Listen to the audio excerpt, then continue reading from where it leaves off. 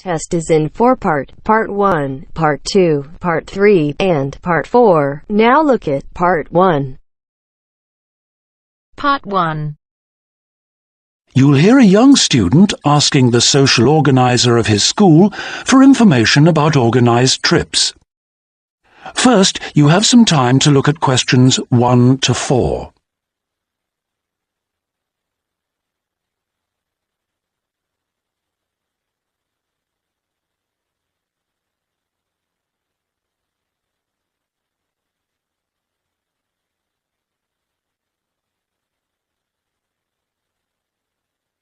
We shall begin.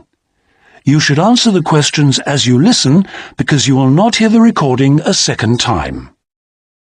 Listen carefully and answer questions 1 to 4. Good morning. Good morning. How can I help you? I understand that the school organizes trips to different... Yes, we run 5 every month. 3 during weekends and 2 Wednesday afternoon trips. What sort of places? Well, obviously it varies, but always places of historical interest, and also which offer a variety of shopping because our students always ask about that. And then we go for ones where we know there are guided tours because this gives a good focus for the visit. Do you travel far? Well, we're lucky here, obviously, because we're able to say that all our visits are less than 3 hours' drive. How much do they cost? Again, it varies. Between £5 and £15 a head, depending on distance. Uh-huh. Oh, and we do offer to arrange special trips if, there are more than 12 people. Oh, right. I'll keep that in mind. And what are the times normally? We try to keep it pretty fixed so that students get to know the pattern. We leave at 8:30 a.m. and return at 6 p.m. We figure it's best to keep the day fairly short. Oh, yes. And how do we reserve a place? You sign your name on the notice board. Do you know where it is? I saw it this morning.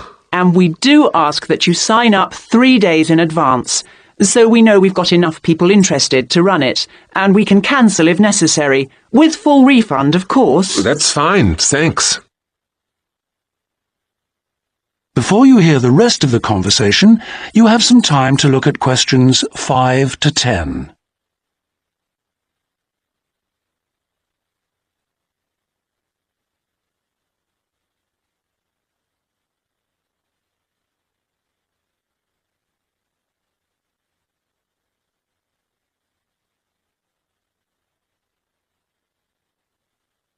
Now listen and answer questions 5 to 10.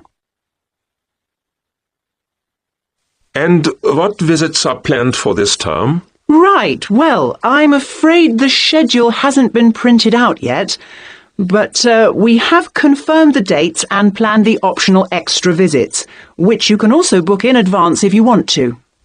Oh, that's all right. If you can just give some idea of the weekend ones, so I can, work out when to see friends, etc. Oh, sure. Well, the first one is St. Ives. That's on the 13th of February, and we'll have only 16 places available, because we're going by minibus. And that's a day in town with the optional extra of visiting the Hepworth Museum. All right, yeah, that sounds good. Then there's a London trip on the 16th of February, and we'll be taking a medium-sized coach, so there'll be 45 places on that. And let's see, the optional extra is the Tower of London. Oh, I've already been there. After that, there's Bristol on the 3rd of March. Where? Bristol, Bristol. Okay. That's in a different minibus with 18 places available. Oh, and the optional extra is a visit to the SS Great Britain. Okay. We're going to Salisbury on the 18th of March, and that's always a popular one because the optional extra is Stonehenge. So we're taking the large coach with 50 seats. Oh, good. And then the last one is to Bath on the 23rd of March. Oh, yes. Is Bath the Roman city? Yes, that's right.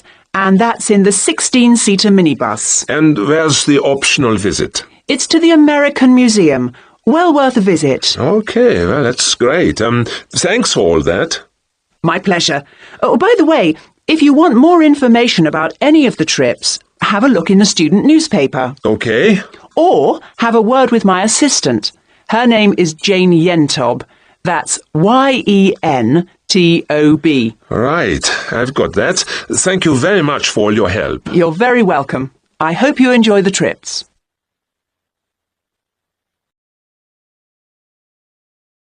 That is the end of part 1. You now have half a minute to check your answers.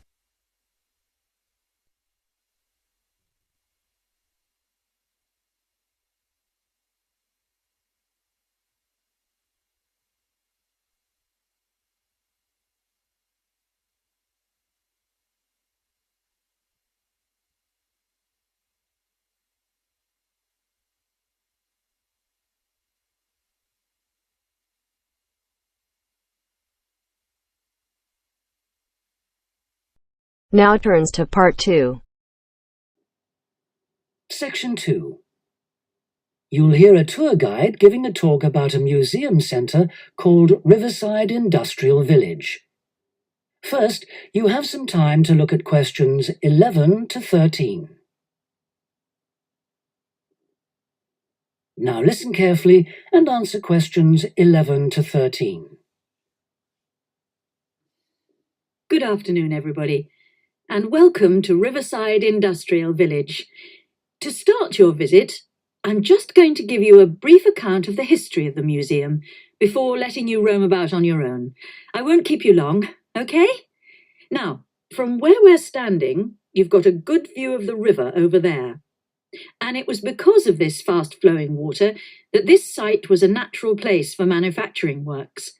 The water and the availability of raw materials in the area like minerals and iron ore, and also the abundance of local fuels like coal and firewood, all made this site suitable for industry from a very early time.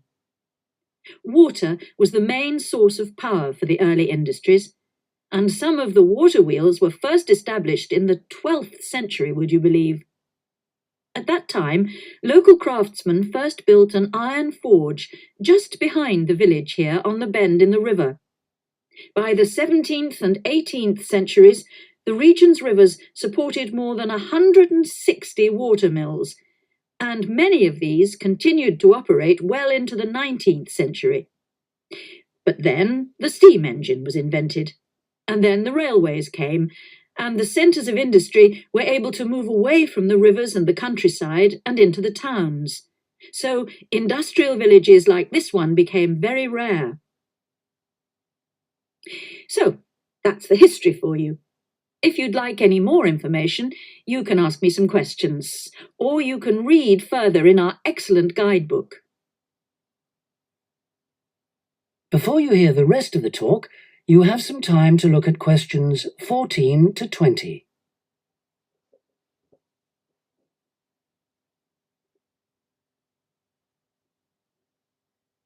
Now listen and answer questions 14 to 20. Now, I'm going to give you a plan of the site, and I'd just like to point out where everything is, and then you can take a look at everything for yourself. I've already pointed out the river, which is on the left, and of course, running along the bottom is Woodside Road. Got it? Okay, now, we're standing at the entrance. See it at the bottom? And immediately to our right is the ticket office. You won't need that, because you've got your group booking, but just past it are the toilets. Always good to know where they are. In front of us is the car park, as you can see, and to the left, by the entry gate, is the gift shop. That's where you can get copies of the guide, like this one here. Now, beyond the car park, all the buildings are arranged in a half circle with a yard in the middle. The big stone building at the top is the main workshop. That's where the furnace is, and where all the metal was smelted and the tools were cast, as you'll be able to see. Now, in the top right-hand corner, that building with bigger windows is the showroom. where samples of all the tools that were made through the ages are on display. In the top left corner is the grinding shop, where the tools were sharpened and finished. And on one side of that, you can see the engine room, and on the other is the cafe, which isn't an antique, you'll be pleased to know, though they do serve very nice old-fashioned teas. The row of buildings you can see on the left are the cottages. These were built for the workers towards the end of the 18th century, and they're still furnished from that period, so you can get a good idea of ordinary people's living conditions. Across the yard from them, you can see the stables, where the horses were kept for transporting the products. And the separate building in front of them is the works office, and that still has some of the old accounts on display. Right, if anyone wants a guided tour, then I'm starting at the engine room. If you'd like to come along this way, please, ladies and gentlemen. That is the end of section 2. You now have half a minute to check your answers.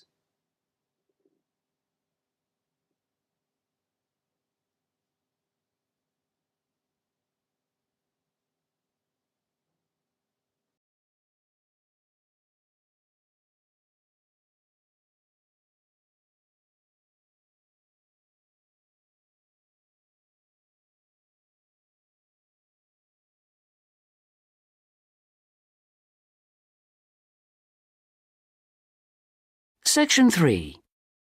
You'll hear Melanie, a student, talking to one of her lecturers about her studies. First, you have some time to look at questions 21 to 27.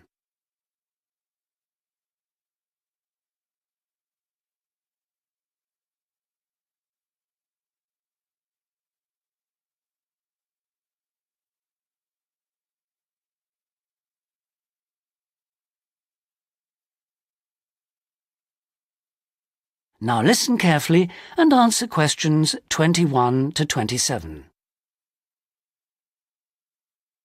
Excuse me, Dr. Johnson. May I speak to you for a minute? Sure, come in.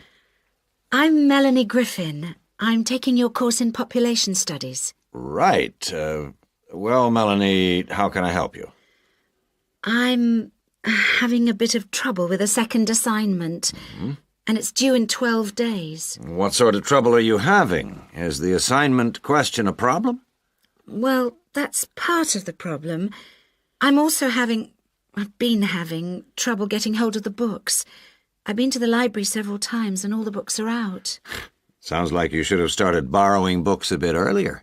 Well, I had a really big assignment due in for another course and I've been spending all my time on that, and I thought... You might get an extension of time to finish your assignment for me? If that's possible, but I don't know if... Well, yes, it is possible, but extensions are normally given only for medical or compassionate reasons.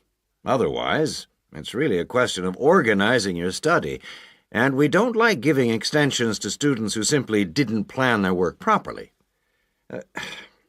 What did you get for your first assignment? I got 87%. Yes, you did very well, indeed. So, obviously, you can produce good work. I don't think I'll need too much extra time, as long as I can get hold of some of the important references. Well, since you did so well in your first assignment, I'm prepared to give you an extra 2 weeks for this one. So, that'll mean you'll need to submit it about a month from now. Oh, thank you. Now, what about the reading materials? Have you checked out the journal articles in the list? No, not yet. There were about 20 of them, and I wasn't sure which ones would be most useful or important. Well, they're all useful, but I don't expect anyone to read them all because a number of them deal with the same issues. Let me give you some suggestions. The article by Anderson and Hawker is really worth reading. Right, I'll read that one. You should also read the article by Jackson, but just look at the part on the research methodology, how they did it. Okay, Jackson. Got that. And if you have time, the one by Roberts says very relevant things, although it's not essential. So, OK, if it's useful, I'll try and read that one. Now, the one by Morris. I wouldn't bother with that at this stage if I were you. OK, I won't bother with Morris. Oh, now, someone told me the article by Cooper is important. Well, yes, in a way. But just look at the last part, where he discusses the research results. And lastly, there's Forster. I can't think why I included that one. It's not bad, and could be of some help, but not that much. Before you hear the rest of the conversation, you have some time to look at questions 28 to 30.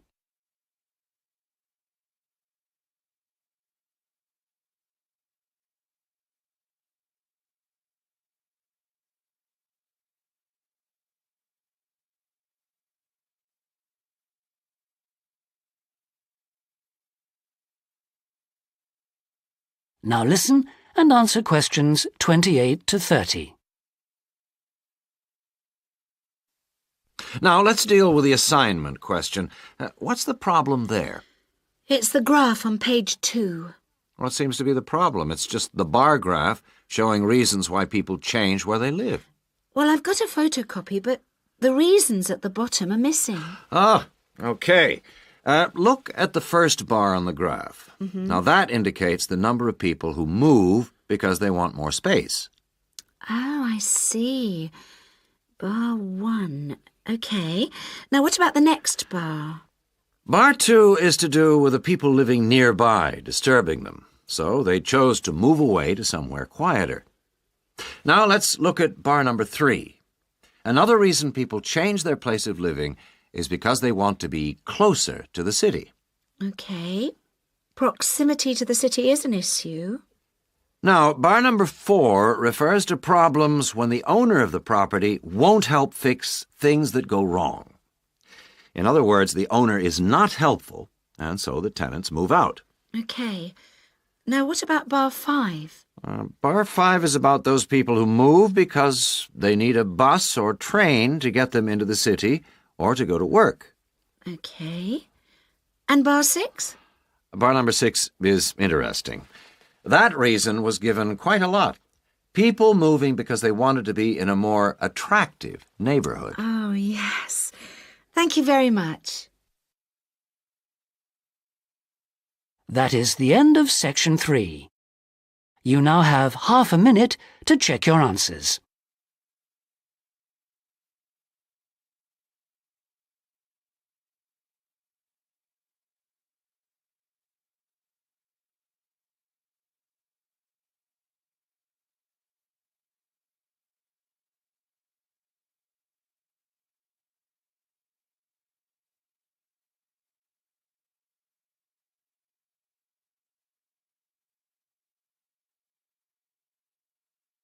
Section 4. You'll hear a talk on the subject of the urban landscape. First, you have some time to look at questions 31 to 40.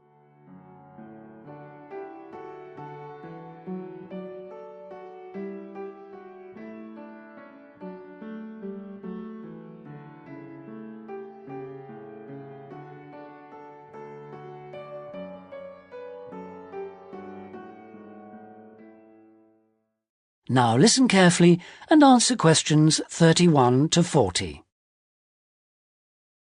Good day, ladies and gentlemen. I have been asked today to talk to you about the urban landscape.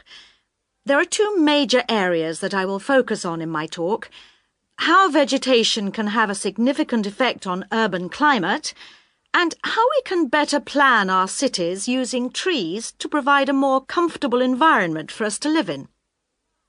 Trees can have a significant impact on our cities. They can make a city as a whole a bit less windy, or a bit more windy if that's what you want. They can make it a bit cooler if it's a hot summer day in an Australian city, or they can make it a bit more humid if it's a dry inland city. On the local scale, that is in particular areas within the city, trees can make the local area more shady, cooler, more humid and much less windy. In fact, trees, and planting of various kinds, can be used to make city streets actually less dangerous in particular areas. How do trees do all that, you ask? Well, the main difference between a tree and a building is a tree has got an internal mechanism to keep the temperature regulated. It evaporates water through its leaves, and that means that the temperature of the leaves is never very far from our own body temperature. The temperature of a building surface on a hot sunny day can easily be 20 degrees more than our temperature. Trees, on the other hand, remain cooler than buildings because they sweat. This means that they can humidify the air and cool it, a property which can be exploited to improve the local climate. Trees can also help break the force of winds. The reason that high buildings make it windier at ground level is that as the wind goes higher and higher, it goes faster and faster. When the wind hits the building, it has to go somewhere. Some of it goes over the top, and some goes around the sides of the building, forcing those high-level winds down to ground level. That doesn't happen when you have trees. Trees filter the wind and considerably reduce it, preventing those very large, strong gusts that you so often find around tall buildings. Another problem in built-up areas is that traffic noise is intensified by tall buildings. By planting a belt of trees at the side of the road, you can make things a little quieter, but much of the vehicle noise still goes through the trees. Trees can also help reduce the amount of noise in the surroundings, although the effect is not as large as people like to think. Low-frequency noise in particular just goes through the trees as though they aren't there. Although trees can significantly improve the local climate, they do, however, take up a lot of space.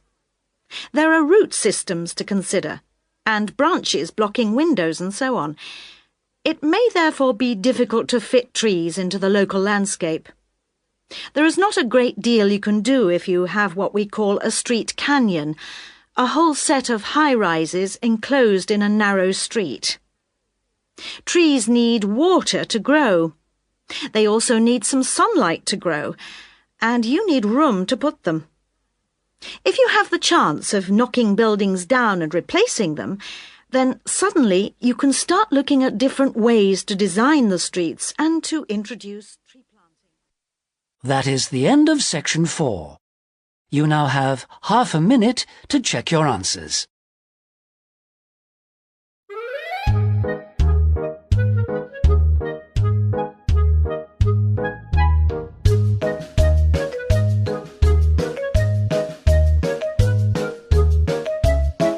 Subscribe to the channel for more videos.